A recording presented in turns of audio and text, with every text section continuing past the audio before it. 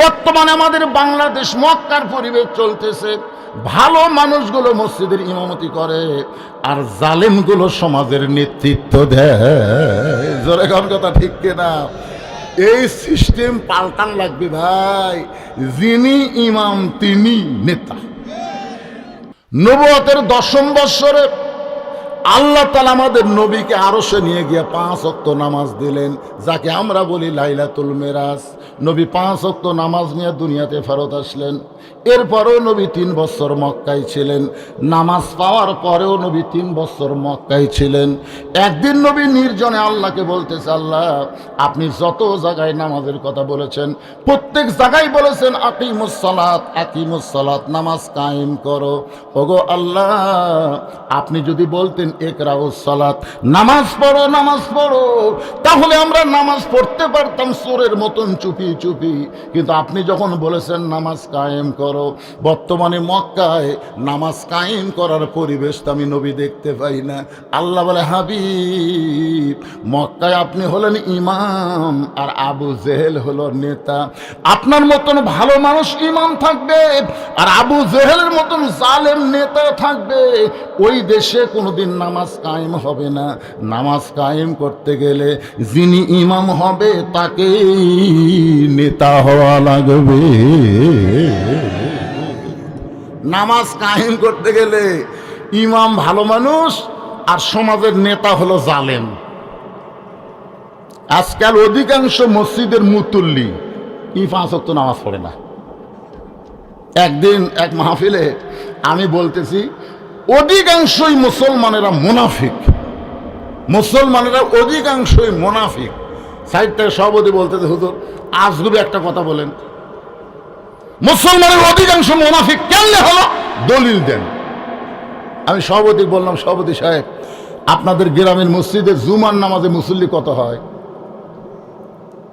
তখন বলতেছে, হুজুর কমপক্ষে 200 হয়। আমি বললাম, সভাপতি জুমার নামাজে মসজিদ যদি 200 মুসল্লি হয়, ফজরে কত হয়? তখন সভাপতি বলতেছে, হুজুর ফজরে যে কত হয় আমি তো জানি না। তার মানে ওই নিজেও ফজর পড়ে না। আমি তখন মুয়াজ্জিনকে ডাক দিয়ে বললাম, মুয়াজ্জিন সাহেব আপনাদের মসজিদে ফজরে মুসল্লি কত হয়? তোকে 3-4 জন হয় হুজুর। আমি বললাম, সভাপতি সাহেব আল্লাহ রাসূল বলেছেন, যেই মুসলমানেরা ফজরের নামাজ মসজিদে জামাতের সাথে না পড়বে তারাই মুনাফিক। তাহলে 200 জন মুসল্লি জুমাতে হয় আর ফজরে হয় 5 জন, 195 হলো মুনাফিক। কথা কন না কেন? মসজিদ খালি জুমার নামাজের জন্য নাকি? একটু মনোযোগ দিয়ে শুনবেন। আল্লাহ রাসূল বলেন, আল্লাহ তাহলে নামাজ কায়েম কখন হবে?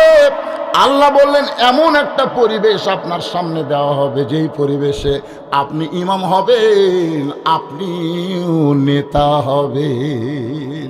ওই পরিবেশ মক্কায় ছিল না, ওই পরিবেশ হইছে মদিনায়। বর্তমানে আমাদের বাংলাদেশ মক্কার পরিবেশ চলতেছে, ভালো মানুষগুলো মসজিদের ইমামতি করে আর জালেমগুলো সমাজের নেতৃত্ব দেয়। জোরে কোন কথা ঠিক কিনা? এই সিস্টেম পাল্টান লাগবে ভাই। যিনি ইমাম তিনি নেতা। আলহামদুলিল্লাহ নাহমাদুহু ওয়া নাস্তাঈনুহু ওয়া নাস্তাগফিরুহু ওয়া নু'মিনু বিহি ওয়া নাতাওয়াক্কালু আলাইহি ওয়া নাউযু বিল্লাহি মিন শুরুরি আনফুসিনা ومن سيئات أعمالنا من يهدي الله فلا مضل له ومن يضلله فلا هادي له সকলে জবান খুলে বলেন আশহাদু আল্লা ইলাহা ইল্লাল্লাহু ওয়াহদাহু লা শারীকা লাহু ওয়া আশহাদু আন্না মুহাম্মাদান আবদুহু ওয়া রাসূলুহু আল্লাযী أرسل رسوله بالحق بشيرا ونذيرا وداعيا إلى الله بإذنه وسراجا منيرا. فقد قال الله تعالى في كلامه المجيد والفرقان الحميد জবান খুলে সকলে পড়েন আউযু বিল্লাহি মিনাশ শাইতানির রাজিম বিসমিল্লাহির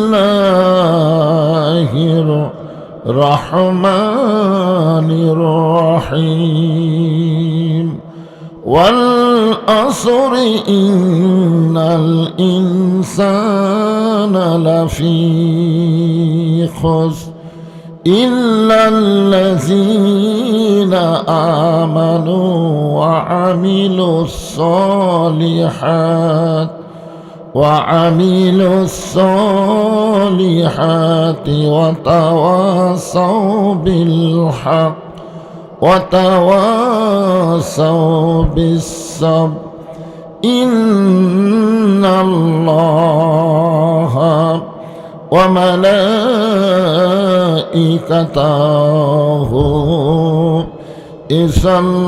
يصلون على النبي يا أيها الذين آمنوا صلوا عليه وسلموا تسليما. اللهم صل على محمد وعلى آل محمد كما صليت على إبراهيم وعلى آل إبراهيم إنك حميد مجيد. اللهم بارك على محمد وعلى آل محمد كما باركت على إبراهيم وعلى آل إبراهيم إنك حميد مجيد.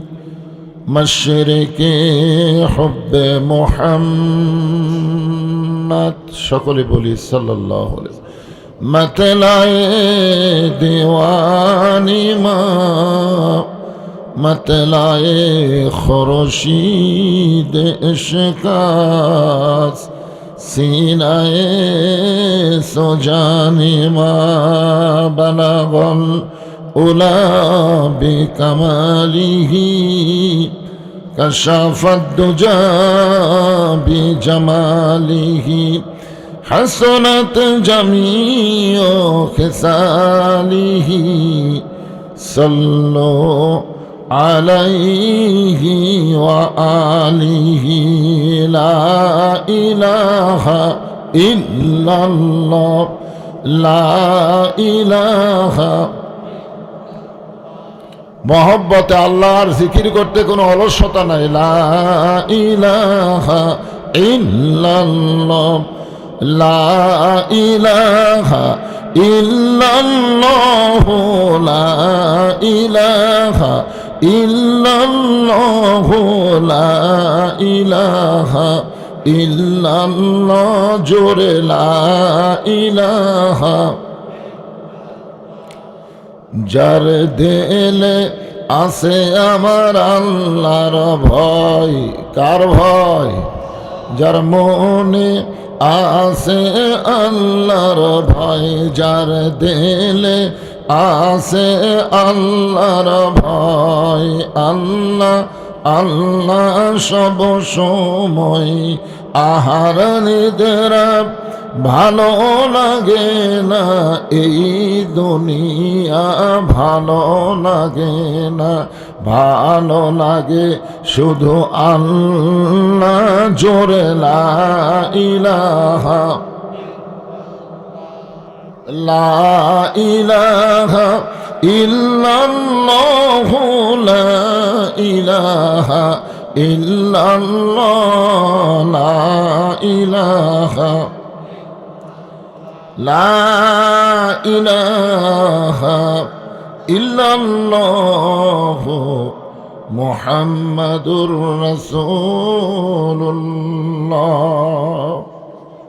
রাসূলের মহব্বতে জবান খুলে সমস্বরে সকলে বলি সাল্লাল্লাহু আলাইহি ওয়াসাল্লাম।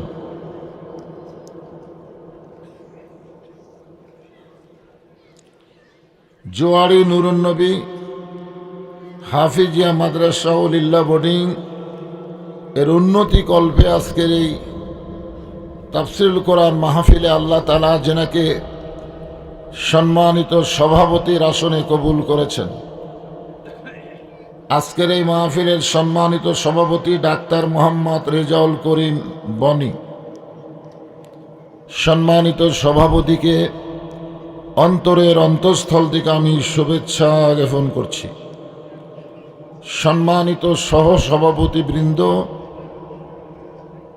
সম্মানিত অতিথিবৃন্দ, বিশেষ করে আমার বাম পাশে আমার বসে আছেন আপনাদের অত্যন্ত মহব্বতের মানুষ জনাব আব্দুল আজিজ সাহেব, যিনি বাংলাদেশ জাতীয়তাবাদী দলের অর্থাৎ বিএনপির মনোনীত এমপি পদপ্রার্থী। আপনাদের সকলের কাছে দোয়া কামনা করেছেন, আমিও দোয়া করি আল্লাহ যেন তাকে বিজয়ের মুকুট মাথায় পরার তৌফিক দান করে, সকলে বলে আমিন। আজকের এই মাহফিলের সম্মানিত বিশেষ অতিথিবৃন্দ, সম্মানিত সুধীজন, সম্মানিত ওলামায়ে কেরাম, আপনাদের মাঝে মাঝে যে সমস্ত আলেম ওলামা বসে আছেন, মঞ্চে আছেন, মাগরিবের নামাজের পর থেকে এত রাত পর্যন্ত কোরআন হাদিসের আলোকে অত্যন্ত গুরুত্বপূর্ণ আলোচনা করে আপনাদেরকে শুনাইছেন। আলেম ওলামা সহ আজকের এই মাহফিলের বক্তাগণকে অন্তরের অন্তঃস্থল থেকে আমি শুভেচ্ছা জ্ঞাপন করছি।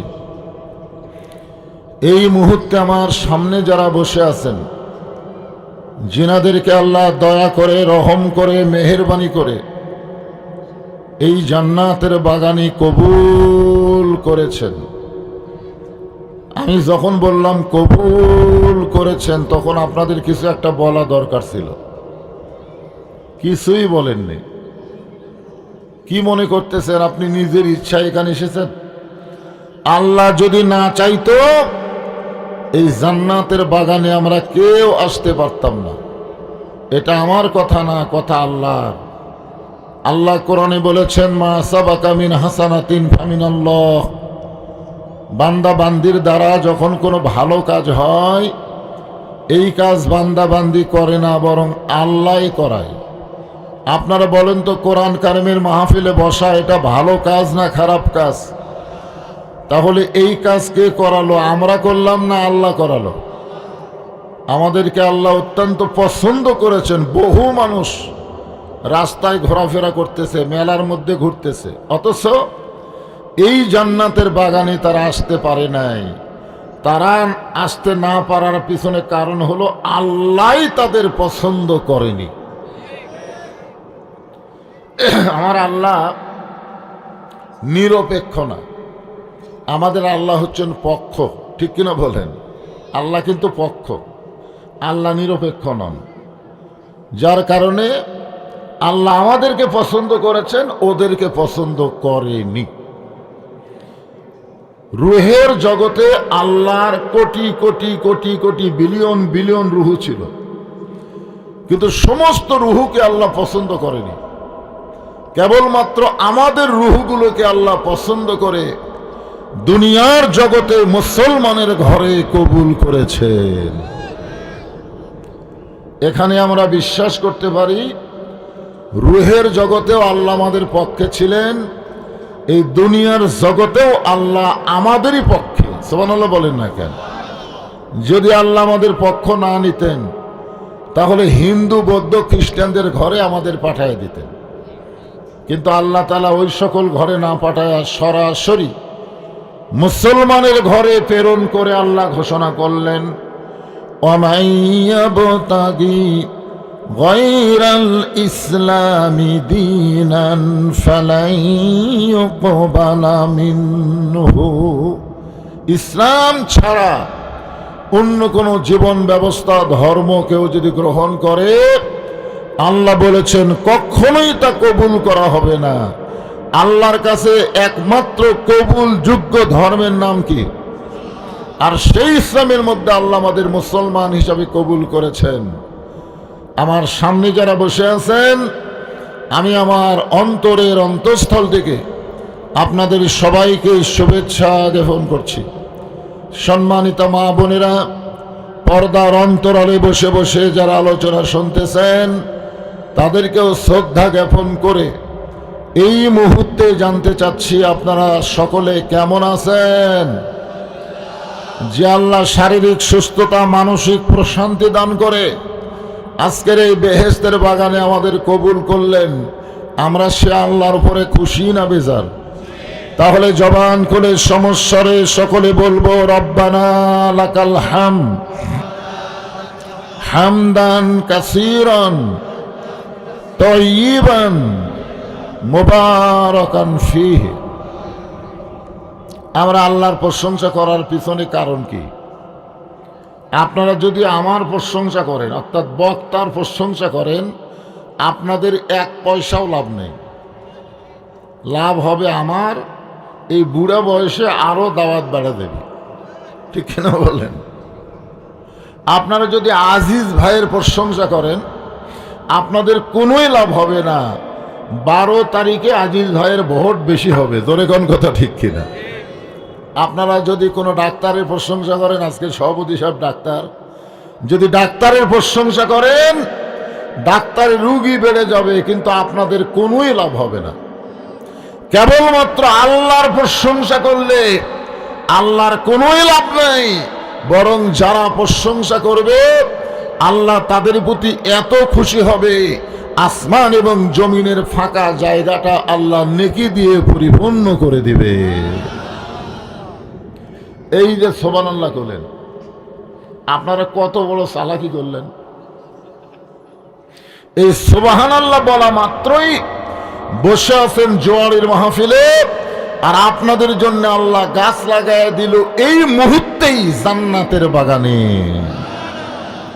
এখন আপনারা বলেন, দুনিয়া থেকে জান্নাতের বাগানে গাছ লাগান, এটা কি চারটিখানির কথা?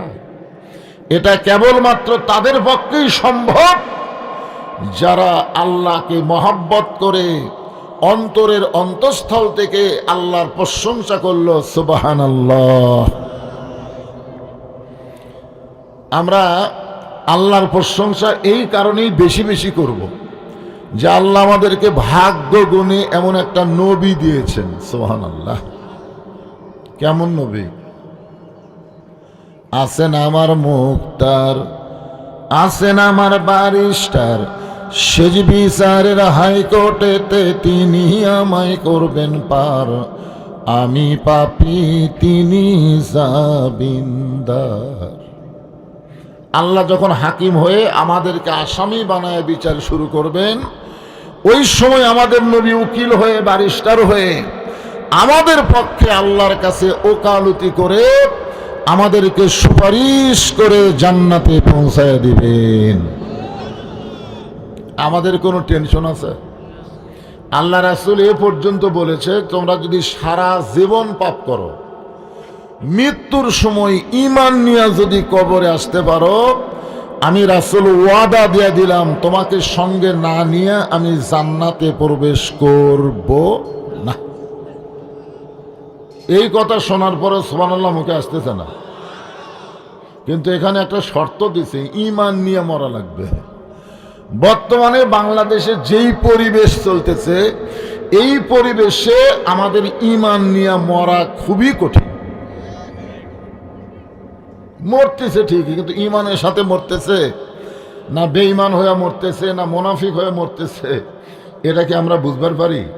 তবে ইমাম গাজ্জালী একটা কথা বলেছেন যে কোনো ব্যক্তি জীবিত অবস্থায় যদি খুব একটা সুন্দর ছিল না, মরার পরে তার চেহারা যদি সুন্দর দেখা যায় তাহলে বুঝবেন ওই ব্যক্তি ঈমান নিয়ে মারা গেছে।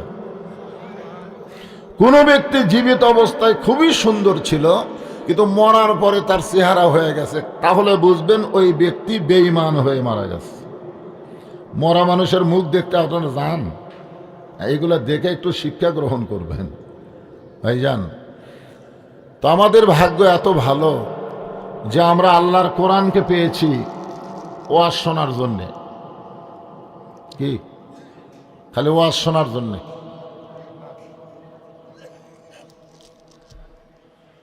আজকে আমাদের বর্তমান বাংলাদেশে মানুষের ধারণা বক্তা একটা আসবে, ওয়াজ করবে, আমরা খালি শুনবো, আমরা মাগরিব এশাও পড়বো না, ওয়াজের পরে ফজরও পড়বো না, খালি শুনেই যাবো। পরদিন চা স্টলে গল্প করবো ওয়াজ কেমন হলো, ভালোই হলো। যে জি আচ্ছা ঠিক আছে, আপনার তো বহু মাহফিল ভাই, ঠিক আছে সে আমাদের সভাপতি সাহেব কুটি আছে, এখানকার সভাপতি সাহেব ওইবার বলছেন। আচ্ছা এইবার আসেন, এইবার আসেন। সামনের চেয়ার যেন ফাঁকা না থাকে, এই চেয়ারে আর একজন বসবেন, সামনে কোনো চেয়ার ফাঁকা থাকা যাবে না, ফাঁকা থাকলে পিছনে থাক। এই কোরআন আল্লাহ আমাদেরকে দিয়েছেন কি জন্যে? ওয়াজ শোনার জন্যে। যেই কোরআনের প্রথমে আল্লাহ বললেন জালিকাল কিতাবু লা রাইবা ফীহি হুদাল লিল মুত্তাকিন,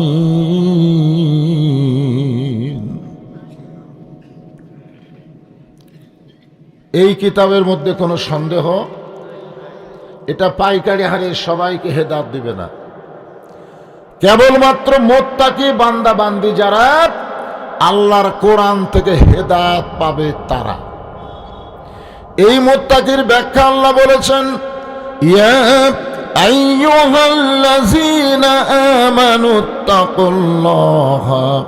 হাক্কা তুকাতিহি ওয়া লা তামুতুন্না ইল্লা ওয়া আনতুম মুসলিমুন।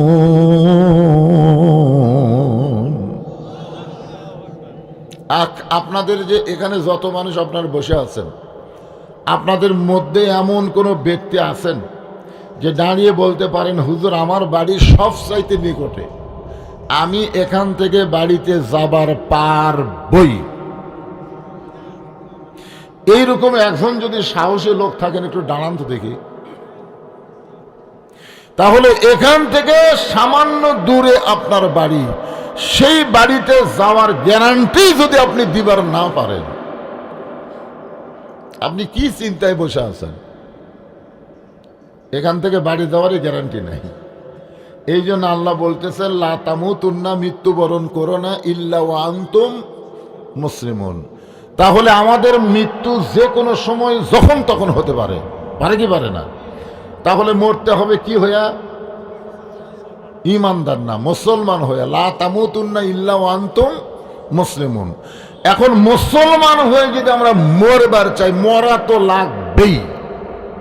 কি কোন মরা লাগবে না? আপনি কি মনে করতেছেন মরা লাগবে? হ্যাঁ, মরা লাগবেই। তো মরাই যদি আমাদের লাগে, আমরা মুসলমান হয়ে মরতে চাই। কারা কারা মুসলমান হয়ে মরতে চান দুই হাত তুলে একটু আল্লাহকে দেখান, আল্লাহ দেখুক। লিল্লাহ তাকবীর, হাত নামান।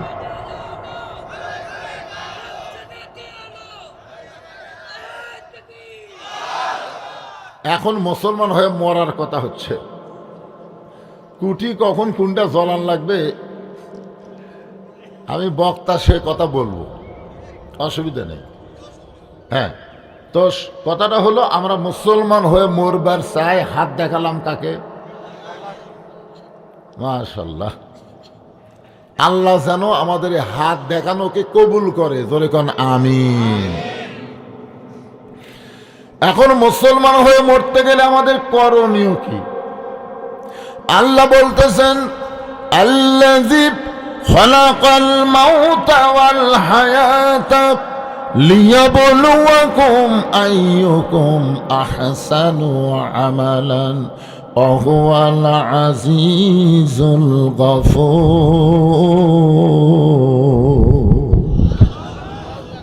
মৃত্যু এবং হায়াত, মৃত্যু এবং জীবন সৃষ্টি করছেন কে?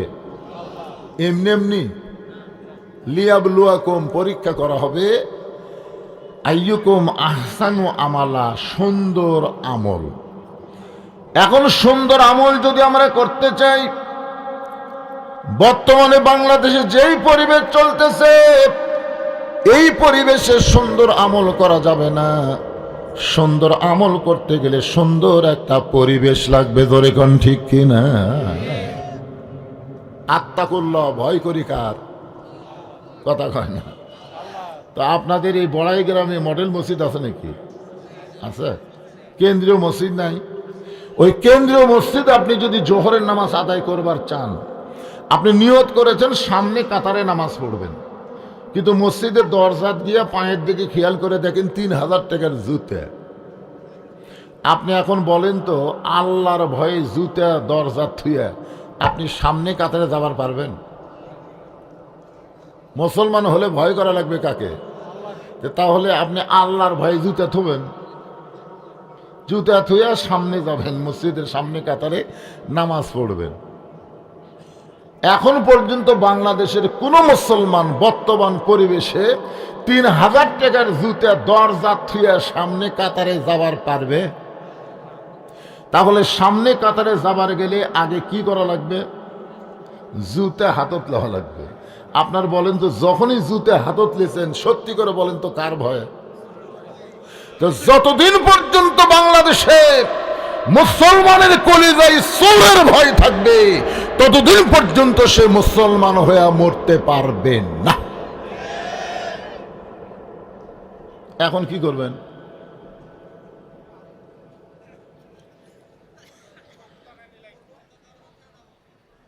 যান, কত বড় মরদ আছেন আপনি!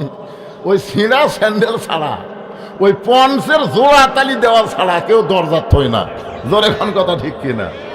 চোরেরা পর্যন্ত ঘরে, জানেন, চোরেরা মসজিদের চারিধার ঘুরে ঘুরে আসে, দুই চোর একত্র হয়ে বুকুর থাবা দিয়ে বলতেছে, আমাদের ভয়ে একটা ভালো জুতাও বেড়ে নেই।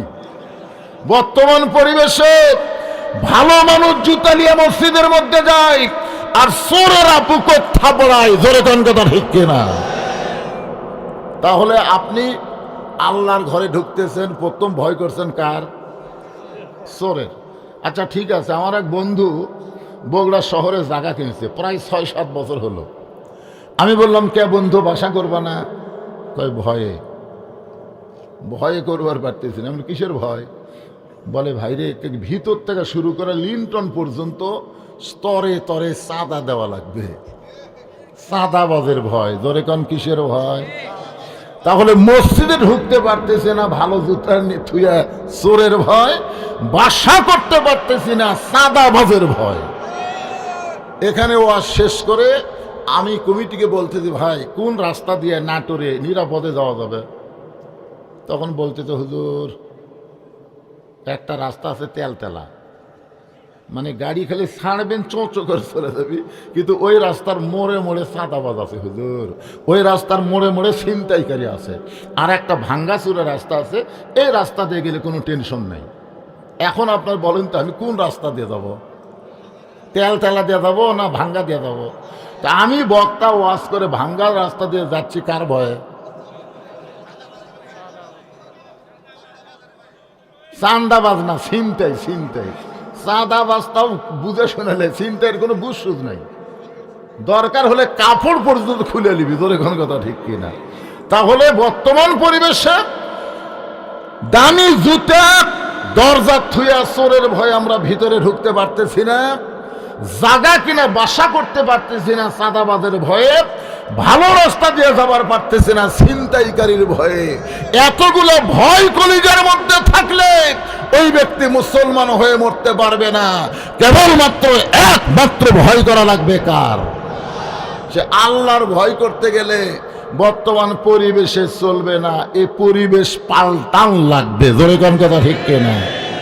এই পাল্টাবেন কি দিয়া? দোয়া দরুদ দিয়া। দোয়া দরুদ। এখন একজন মুয়াজ্জিন বলতেছে, ইমাম সাহেব আমাদের জোয়ারি গ্রামে যে হারে চুরি হচ্ছে, যে হারে চুরি শুরু হচ্ছে, আপনি একটু দোয়া করেন তো চোরের হাত থেকে আল্লাহ যেন এই গ্রামকে রক্ষা করে।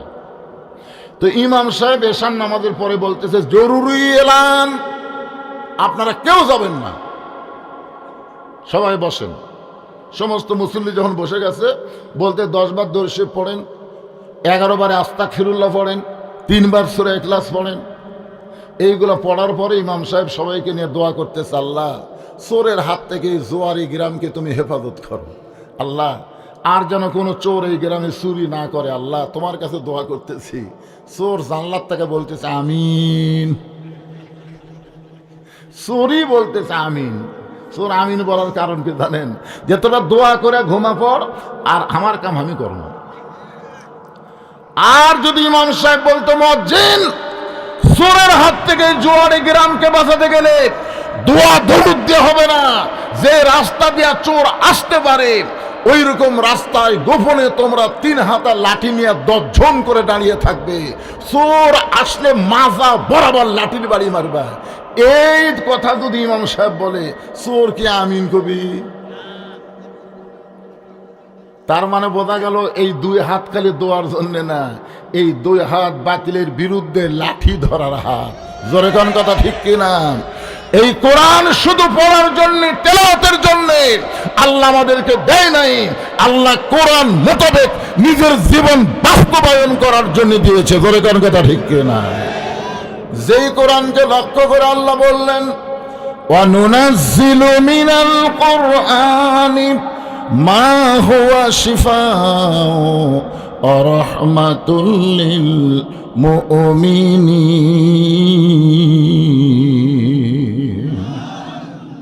এই পুস্কা বা লাভ দিয়ে উঠলো কেন? যেটা এটা কার রে? এটা কার রে? এটা আপনার কাছে বসলো, আপনারই নাকি? না ওটা কার? তো এখন রাত বাজতেছে 11টায়, 11টার সময় ছাড়ে দিচ্ছেন, তার মানে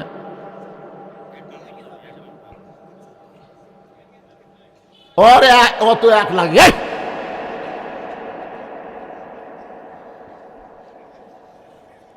সন্ধ্যার সময় মেয়ে মানুষেরা মুরগির ঘোড়া দেখতেছে, মুরগি ঠিক মতো উঠছে কিনা। সন্ধ্যার সময় হঠাৎ দেখে সব মুরগি উঠছে, একটা মোরগ ওঠেনি। তখন মেয়ে মানুষটা চিন্তা করে, কে রে মোরগ উঠলো না, মোরগ কার বাড়িতে গেল? লাইট নিয়ে আশেপাশে 3-4 বাড়ি খুঁজিয়া মোরগ নিয়ে আসে, বলে কে আমার ঘরাত মুরগি নাই, তুই মানুষের ঘরাত যাস করে। একটা ঘরের মধ্যে থুয়া দরজা আটকা দিছে। সন্ধ্যার সময় পুরুষ মানুষ গোয়াল ঘর দেখতেছে, গরু ছাগল ঠিক মতো উঠলো কিনা।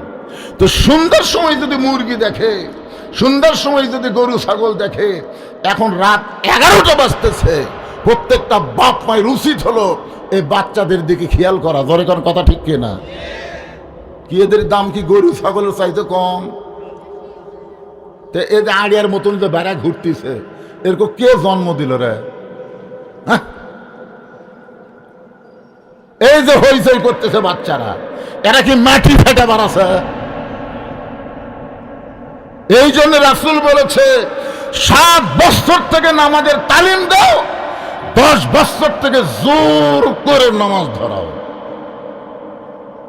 তালিম দাও মানে কি? ওযু করাও, পবিত্র হওয়া শিখাও, তারপরে 10 বছর থেকে নামাজ ধরাও। আপনার একটা বাচ্চাও খারাপ হবে না। জোরে কোন কথা ঠিক কিনা? পেশাব লাগছে বাজান, পেশাব লাগছে, এ ময়না যদি লাগে যা করে আবার উঠি বসবো। আমরা দেখি তোর পেশাব করতে কতক্ষণ লাগে দেখি।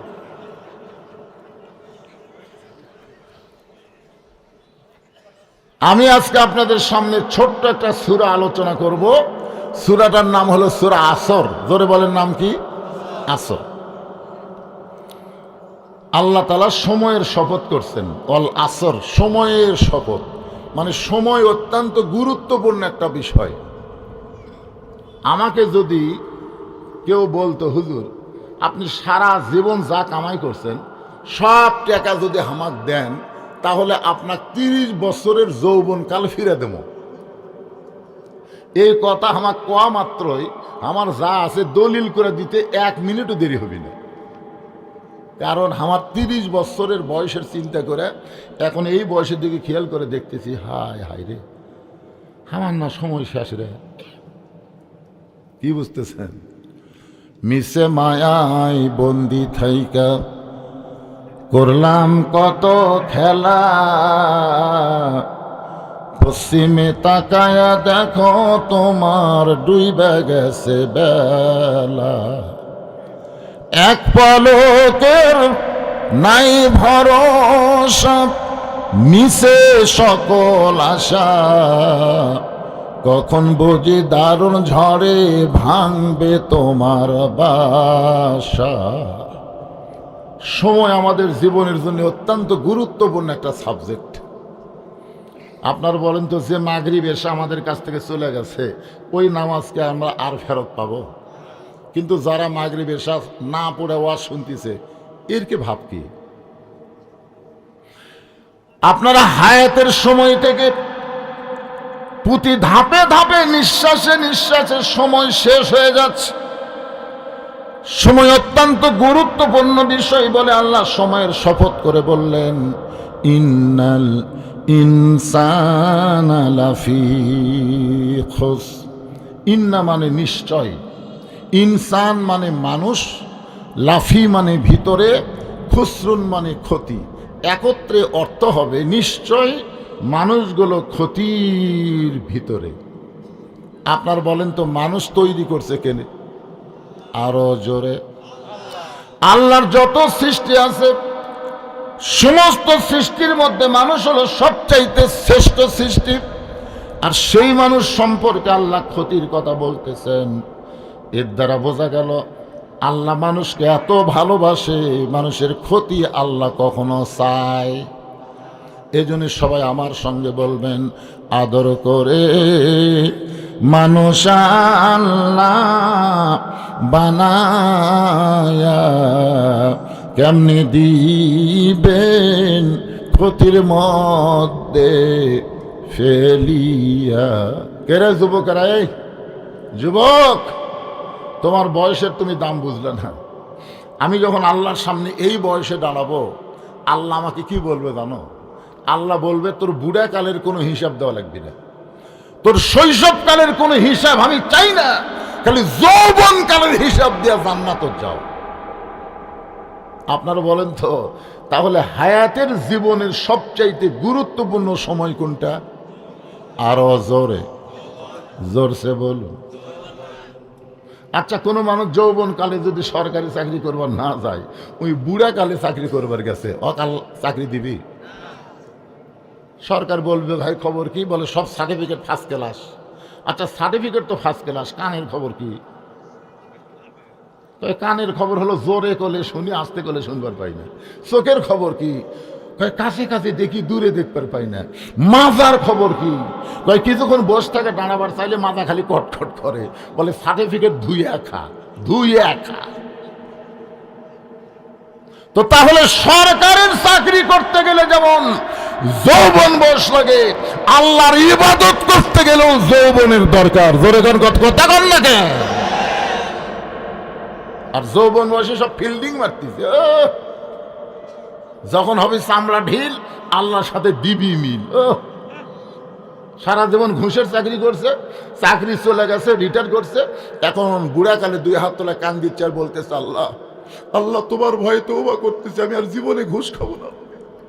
আমি 2 কান্দের ফেরেশতাকে আল্লাহ এর কান সারাতকে চড়াবো নাকি?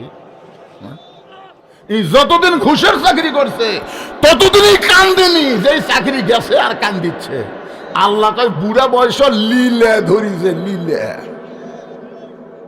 যৌবনকালে একদিনও মসজিদে যায়নি, আর ঠিক মতো খাড়া হওয়ার পারে না, তখন আল্লাহর ভয়ে সিয়ার লিয়া মসজিদত গেছে।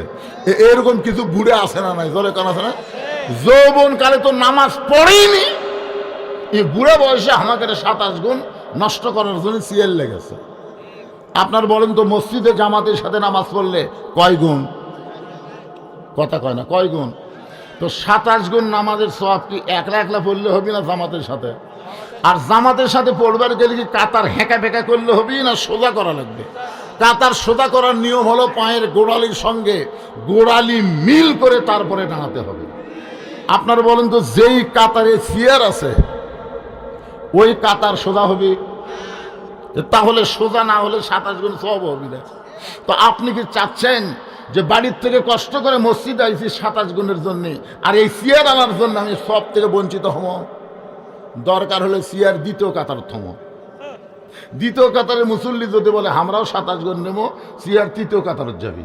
তৃতীয় কাতার যদি বলে আমরাও 27 গুণ নেব, চেয়ার চতুর্থ কাতারে যাবে। এক সময় দেখবেন চেয়ার আর মসজিদের মধ্যেই থাকবে না, সবের জন্য প্রত্যেকটা চেয়ার বারান্দায় এতিম হয়ে পড়ে থাকবে। ধরে কোন কথা ঠিক না? কি মনে করছে? যে কয়টা আমার এলাকার চেয়ারত বসে নামাজ পড়ে, ওরা একজনও যৌবনকালে নামাজ ধরেনি, একজনও ধরেনি। বুড়া বয়সে ভীমরতি করবার গেছে। তুই বুড়া বয়সে নামাজ পড়লে কি, রোজাই করলে কি, আল্লাহ তো বুড়া বয়সের হিসাবই লিবি না কি? তাই যুবকদের বলতেছি, বাবা যুবক, আজকে তোমাদেরকে টার্গেট করে আমি সূরা আসরের তাফসীর করব, একটু মনোযোগ দিয়ে শোনা লাগবে। রাজি আছো? এই যুবকগুলো কোথায় রে? সবগুলা খালি মেলাপ ধরে। এখন চিন্তা করেন, আল্লাহ বললেন ইল্লাল্লাযীনা আমানু ওয়া আমিলুস সালিহাতি ওয়া তাওয়াসাউ বিল হক ওয়া তাওয়াসাউ বিস সবর। এখানে 4টা বিষয় আলোচনা হবে। ধরে বলেন কয়টা? 1 নম্বর হলো ঈমান। ঈমান যদি না থাকে, আপনি যতই ভালো কাজ করেন, একটা কাজও আল্লাহর দরবারে কবুল হবে না। যার প্রমাণ হলো নবীর চাচা আবু তালেব। আপনার বলেন তো, নবীর চাচা আবু তালেব মানুষ কেমন ছিল? এক বাক্যে বলা লাগবে, কেমন? কেমন ভালো? আল্লাহ রাসূল বলেছেন, মায়ের পেটে থাকা অবস্থায় আমি এতিম ছিলাম, কিন্তু দুনিয়াতে আসার পরে এতিম ছিলাম না। আমার চাচা আবু তালেব আমাকে এমনভাবে লালন পালন করেছে, আমার যে বাবা নাই এটা কোনোদিন আমি বুঝতে পারি নাই। যেই বাবার দরদ দিয়ে নবীকে লালন পালন করলো, সেই চাচাকেও আল্লাহ জাহান্নাম দেবে। একটাই মাত্র কারণ, আবু তালেবের আমল ভালো ছিল কিন্তু ঈমান ছিল না। জোরে কান, কি ছিল না? আবার কি আগাম এখন তো কে ভাই, আর কি আগাম চাই? কুটি মেলা জায়গা আছে, আপনি খাড়া হয়ে দেখেন তো।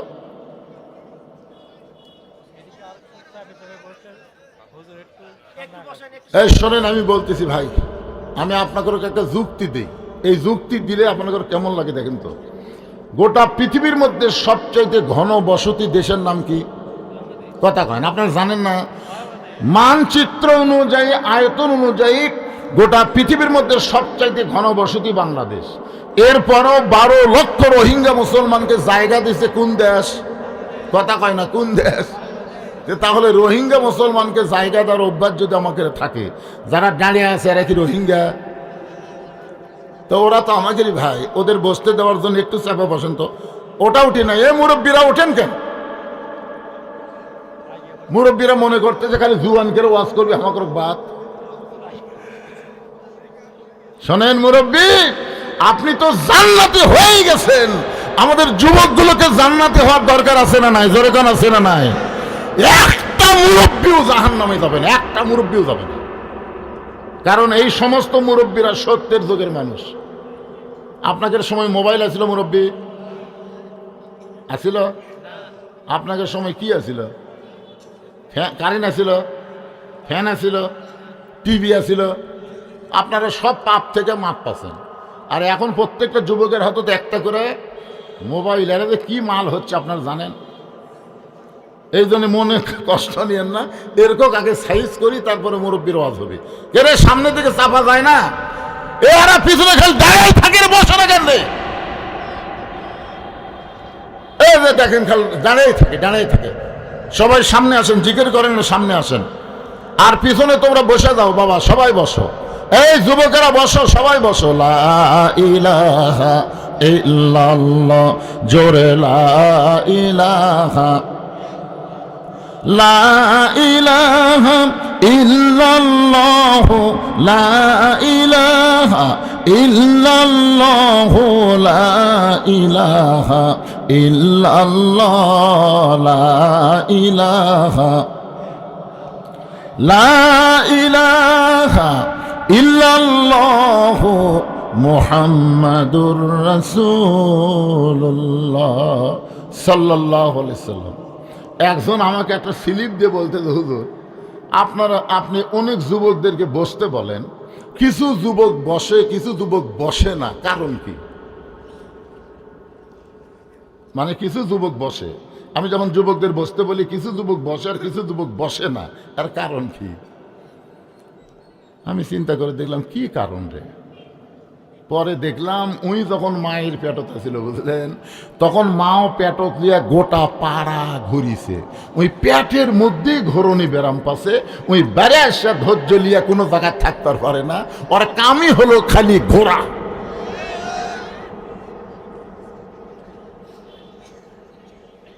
কারণ একটা মা যদি ভালো হয়, সন্তান আল্লাহর ওলি হয়ে যায়। জোরে কন্যা সুবহানাল্লাহ। এই যে রমজান মাসের চাঁদ উঠলে দেখবেন অনেক যুবক হোটেলের দরজাত কালো পর্দা দিয়ে ভিতরে খায় না ভাই? আমি এক যুবককে বলছিলাম, কেরি এই জুয়ান বয়সে রোজা থাকিস না কেন? বলে, হুজুর আমার 11 মাস খিদা কম, কিন্তু রোজার মাস আসলে খালি খিদা লাগে। আপনি বলেন তো হুজুর এই ব্যারাম কেমনে ধরলো? আমি বললাম, তোর মা বাসে আছে? কয় আছে। তো মায়ের কাছে যা। ও মায়ের কাছে গিয়ে বলতেছে, মা 11 মাস আমার খিদা কম, কিন্তু রোজার মাসে এত খিদা লাগে কেন? মা বলতেছে, সর্বনাশ করছে তোর দাদি। তুই যখন আমার পেটে আসলি, তোর দাদি আমার কইছে, বৌমা খবরদার, রোজা থাকতে পারবে না, রোজা থাকলে পেটের বাচ্চা শুকে যাবে। খালি তোর দাদির কথায় আমি রোজার মাসে খাসি, তুইও খাসু, তোর খাওয়া তো রোজার মধ্যে শুরু হচ্ছে রে পাগলা। এই জন্য একটা নেপোলিয়ন বলেছে, ভালো একটা সন্তান চাইলে ভালো একটা মায়ের দরকার। ধরে কারণ কিসের দরকার? এই যাদের মাও খারাপ, এরা কোরআনের মাহফিলে বসতে পারবে না, বসতে পারবেই না। আমি যেই বলছি যুবকেরা বসো, ওরা ঘাড় কাট করে চলে গেল, যা শালাকের মাও খারাপ, যা। এই জায়গা ফাঁকা থাকলো কেন? ওই জায়গা ফাঁকা কেন? না ফাঁকা থাকলে পিছনে থাক, সমস্যা আছে? এখন আসেন যেই কথাটা বলতেছি, সূরা আসরের 4টা বিষয়ের মধ্যে 1 নম্বর হলো ঈমান। জোরে বলেন 1 নম্বর কি? ঈমান যদি না থাকে, আপনি যতই আমল করেন, একটা আমলও আল্লাহর দরবারে কবুল হবে না। আসরের নামাজ পড়ে জমির ধান দেখতে গেছে, বুঝানোর জন্য বলতেছি। যায় দেখে ওপর জমির পানি চলমল করতেছে, নিচে আর জমির পানি নেই। ওই তখন চারিদিকে তাকাছে, এরকম চারিদিকে তাকা দেখে কেউ নাই। আস্তে করে বসে বিসমিল্লাহ কয়া জমির আল কাটছে। অনেকে মনে করে বিসমিল্লাহ কলি হালাল। দেখবেন বাংলাদেশের অনেক নেতা আছে, বিসমিল্লাহ কয়া শুরু করবে, মানুষের তৈরি আইন, মানুষের তৈরি সমাজ, মানুষের তৈরি সংবিধান দিয়া রাষ্ট্র পরিচালনার কথা বলবে, সংসদকে বলবে পবিত্র সংসদ, অথচ আল্লাহর কোরআনকে এই শালারা পবিত্র কবার চায় না। জোরে কোন কথা ঠিক কিনা? যেই সংসদে মমতাজের মতো নর্তকী গান গায়, যেই সংসদের দেশের কথা বাদ দিয়ে ঝগড়াঝাটি হয়, এই সংসদ পবিত্র নয়, আগামীতে পবিত্র করা লাগবে। জোরে কোন কথা ঠিক কিনা?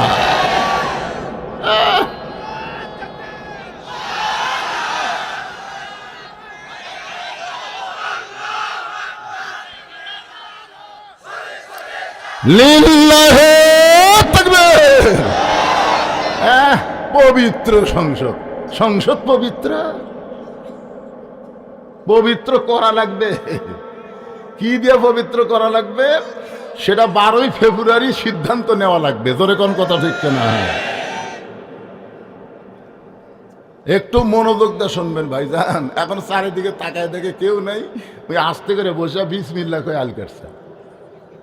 আল কাটা ওই পানি দিয়ে হাত ধোছে, হাত ধুয়া উপর দিকে দাঁড়ায় চারিদিকে তাকায় বলতেছে আলহামদুলিল্লাহ, কেউ দেখেনি।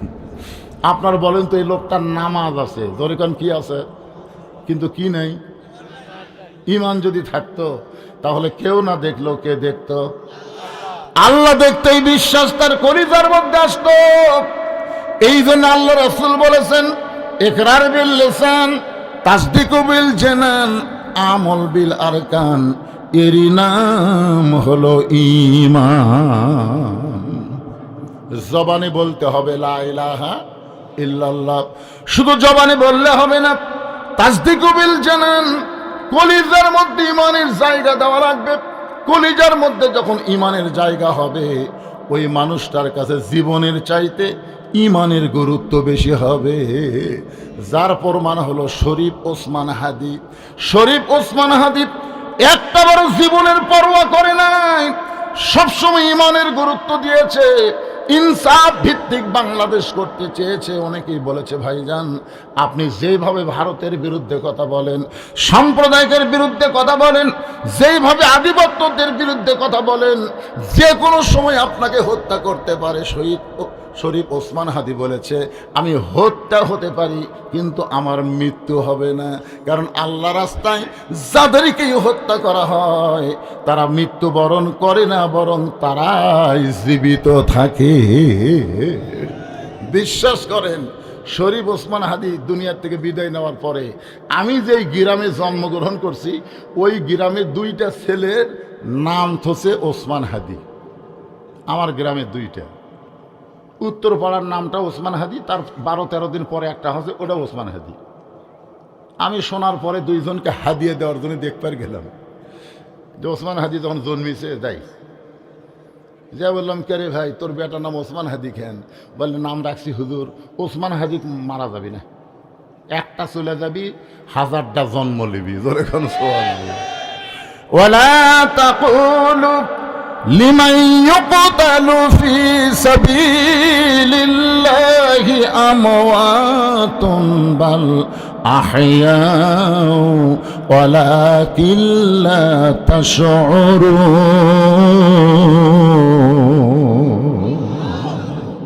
কি বুঝতেছেন? তাসদিক বিল জানান, কলিজার মধ্যে যখন ঈমানের জায়গা হবে ওই মানুষটার কাছে জীবনের কোনোই গুরুত্ব থাকবে না, ঈমানের গুরুত্ব হবে।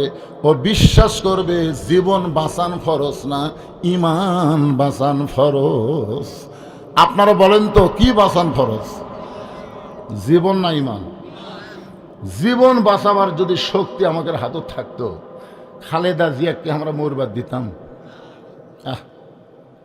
বাংলার প্রত্যেকটা মানুষ তাকে এত ভালোবাসে, এমন কোনো ওয়াজ নাই, এমন কোনো বক্তা নাই যে খালেদা জিয়ার সুস্থতার জন্য দোয়া করেনি। জোরে কোন কথা ঠিক কিনা?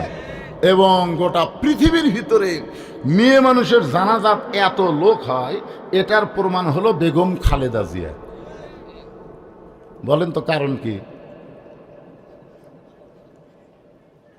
অজগবি অজগবি কত নেতা মরতেছে, কুদ্দুসে মাইকিং করে জানাজাত মানুষ হচ্ছি না, কুদ্দুসা ও কুদ্দুসা।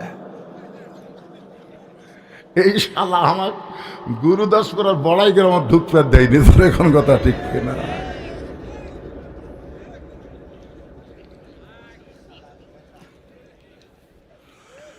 রে কুদ্দুস, তোর খবর কি রে? বজরসি ঠিকই ওয়াজ করতেছে কিন্তু তোর খবর নাই।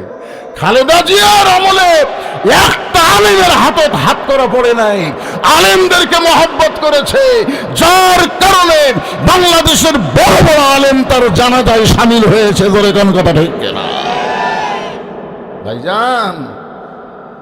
আহা, একটু মনোযোগ দিয়ে শুনবেন। তাসদিক বিল জানান, কলিজার মধ্যে যখন ঈমান থাকবে ওই ব্যক্তির জন্য জীবনের চাইতে ঈমানের গুরুত্ব বেশি হবে।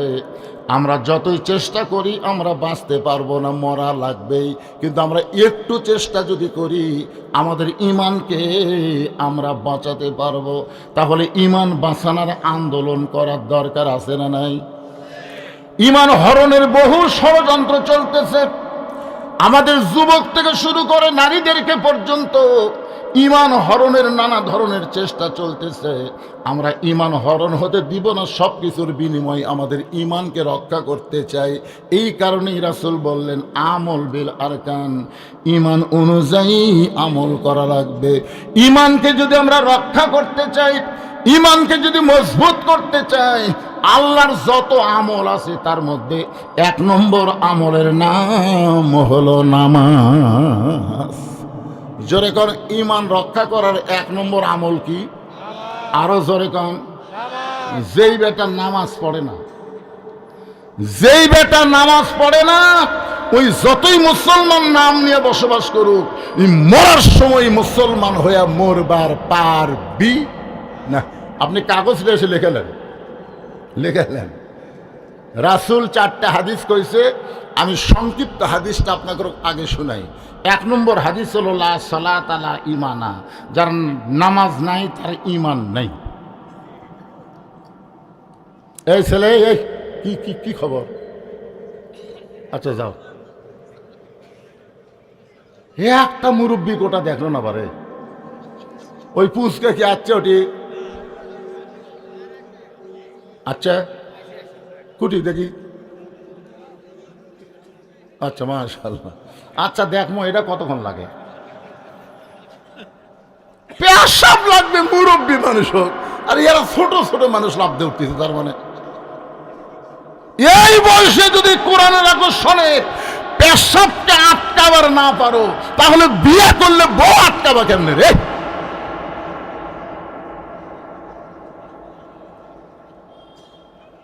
এটা কি তুইয়া মুয়া জিনিস? যে কোরআন সম্পর্কে আল্লাহ বললেন অনুনাজ্জিলু মিনাল কুরআনি মা হুয়া শিফাউ ওয়া রাহমাতুল লিল মুমিনিন। মুমিনদের জন্য আল্লাহ কোরআন নাজিল করেছে যাবতীয় রোগের ঔষধ শেফা হিসাবে এবং রহমত হিসাবে। তাহলে সমস্ত রোগের ঔষধ আল্লাহর কোরআনে আছে না নাই? যদি পেশাব লাগে, আপনি যদি কোরআনের মহব্বতে পেশাব বন্ধ করে বসে থাকতে পারেন, আপনার পেশাব জাতীয় যত ব্যারাম এই কোরআনের ওসিলায় আল্লাহ ভালো করে দিবে। পেশাব লাগতেছে, আপনি কবেন জমনা রে, সূরা আসরের তাফসীর শুনবো, তারপরে যাবো, যা হয় হোক, দরকার হলে এটি পেশাব কর্ম রে, এই মনে করে ধৈর্য নিয়ে খালি বসে থাকেন, দেখবেন তল পেট ঠান্ডা হবে। পেশাব জাতীয় যত ব্যারাম এই কোরআনের ওসিলায় আল্লাহ ভালো করে দিবে। কি কোন আল্লাহ পারে কি পারে না? কতক্ষণ পারে কি পারে না? কত গুরুত্বপূর্ণ কথা হচ্ছে, চিন্তা করছেন? 1 নম্বর হলো লা সালাতা লা ঈমানা, যার নামাজ নাই তার ঈমান নাই। 2 নম্বর হাদিস হলো লা সালাতা লা দীনা, যার নামাজ নাই তার কোনো ধর্মই নাই। 3 নম্বর হাদিস হলো বাইনাল আবদি ওয়াল কুফরি তরকুস সালাত, বান্দার কাফেরের মধ্যে পৃথক করার জিনিসটার নামই হলো নামাজ। যারা নামাজ পড়বি তারা বান্দা, আর যারা নামাজ পড়বে না তারা হলো কাফের। আমি যখন বলবো বেনামাজি, আপনার বলবেন কাফের, বেনামাজি। আপনারা যারা মাগরিব এসা পড়েননি এরা চিন্তায় পড়ে গেছে। শোনেন, নবীর কথার সাথে একমত হন। না পড়ছেন কি হয়েছে? নিয়ত করেন ফজর থেকে নামাজ ধরবো আর বাদ দিব না। আল্লাহ রাসূল বলেছেন নিয়ত করার সঙ্গে সঙ্গে তুমি যত নামাজ না পড়ার পাপ আছে আল্লাহ সব মাফ করে দিবে। এই জন্য নিয়ত করে আপনারা বলেন, আমি যে বলবো বেনামাজি, আপনার বলবেন কাফের, বেনামাজি। আল্লাহ রাসূল বললেন মান তারাকা সালাতু মুতাম্মিদান ফাকাত কাফারা, ইচ্ছা করে একটা ওয়াক্ত নামাজ যারা বাদ দিবে তারা অবশ্যই কাফের।